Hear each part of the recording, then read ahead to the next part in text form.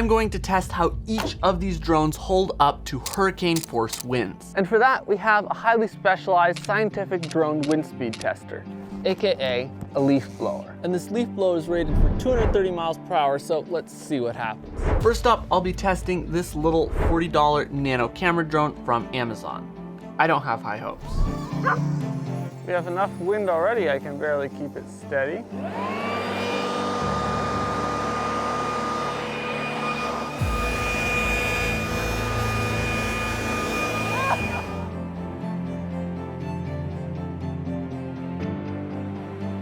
Oh, that's amazing. Way too much fun.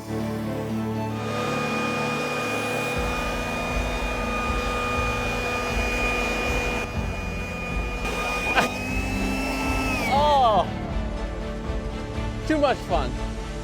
So this little drone, definitely not great in the wind department. Next up is the DJI Neo. With its prop guards, it has a lot of surface area to catch wind compared to its size, so it's probably also going to struggle.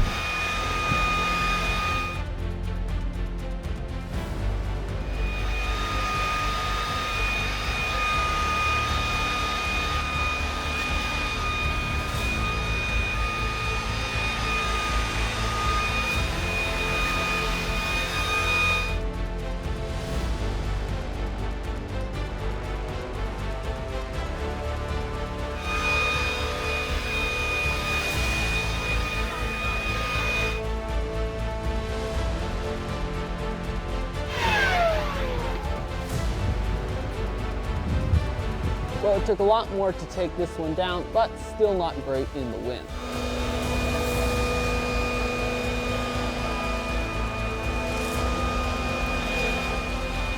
So yeah, definitely pretty easy to knock the Neo out of the air, and just in general, even without a leaf blower or hurricane force winds, it tends to struggle in the wind. By the way, if you want to learn how to shoot cinematic video with any drone, I have a completely free 45-minute drone filmmaking training where I share my top 10 secrets to getting cinematic shots, covering things like the best settings to use, how to get smooth movements, how to compose your shots, how to work with natural light, how to edit your videos, how to color grade them, and a whole bunch more, and link to that is down in the description. Now back to the wind tests.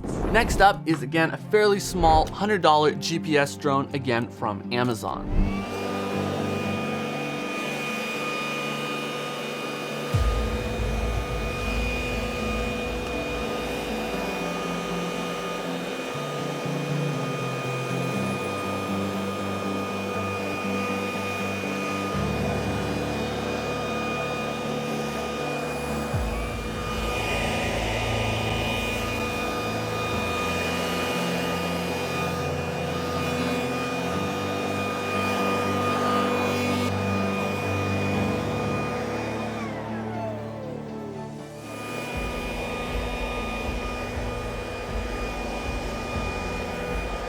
Got it down. Hard drone to kill, really hard to kill. So this one handled the wind quite a bit better than the Neo. It didn't just get knocked straight out of the air, but it's still getting blown around quite a lot.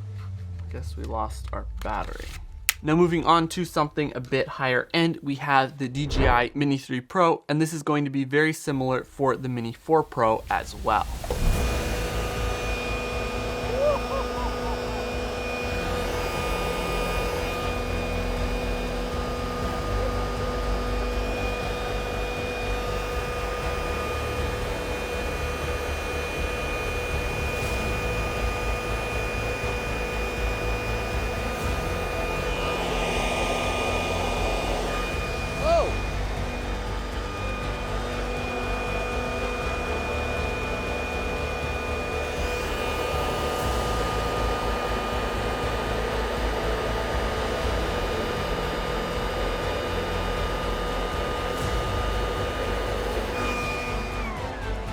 So, don't want to crash the drone.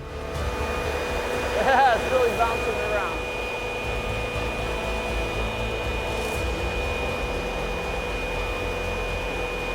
So yeah, really impressive wind resistance for such a small drone that weighs less than a bag of chips, but it's definitely struggling, and if you hit it from the right angle, it goes totally crazy. Now, even though the Mini 3 is surviving 200-mile-an-hour wind from a leaf blower, that doesn't mean you can go fly it in 200-mile-an-hour winds or anywhere near that. Even though it's extremely fast, the wind from the leaf blower is just concentrated in one small spot, so it doesn't really accurately represent real-world wind at that speed, and if the drone flies out of that one spot, it can recover and hover, whereas with real wind, if your drone starts blowing away, it's just going to keep blowing away. So take these test results with a grain of salt. While it's a great way to compare the wind resistance of different drones, don't go flying your drones in any crazy winds. But keeping on going, next up is the DJI Avata 2. It's about the same size as the Mini 3 Pro, actually slightly smaller, and it has ducted props which catch the wind more, but it's heavier than the Mini 3 Pro and has more powerful motors, so it'll be interesting to see how it compares.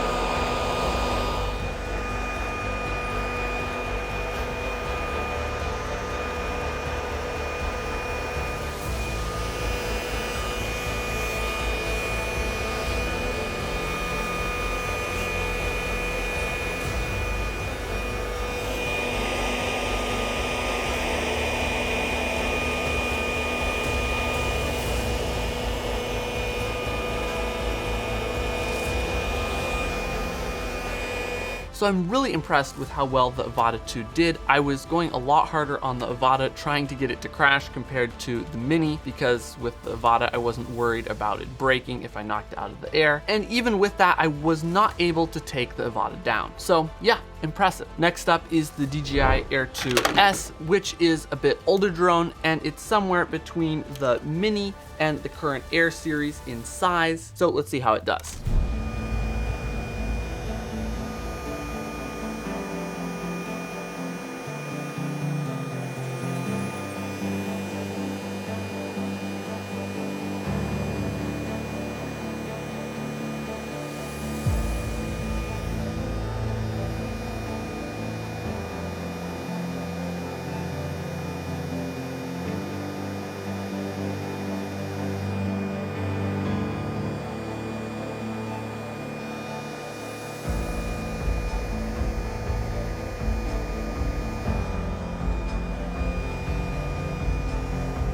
So yeah, very impressive, definitely a lot more stable than the Mini 3 Pro. And finally, we're going to test out the DJI Air 3S. This is the latest and greatest from DJI, so let's see what it can handle.